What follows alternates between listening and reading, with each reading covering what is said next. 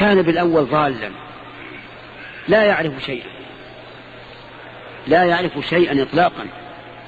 يقول الله عز وجل: وما كنت تتلو من قبله من كتاب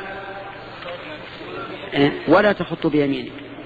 ويقول عز وجل: وكذلك أوحينا إليك روحا من أمرنا ما كنت تدري ما الكتاب ولا الإيمان. وجدك ضالا يعني مختلطا بالرجال كسائر الرجال، يعني ضل بمعنى اختلط، زي تقول ضل الماء في اللبن، يعني اختلط الماء في اللبن. وجدك مختلطا بالرجال كسائر الرجال، لا مزية لك أمام الناس، فهدى إلى مزيتك وبين فضيلتك وأنك سيد الخلق أجمعين. أمير المؤمنين يرفع الشبهة، يقول: وجدناك في قوم لا يعرفون نبوتك فهديناهم بك. ألا تقول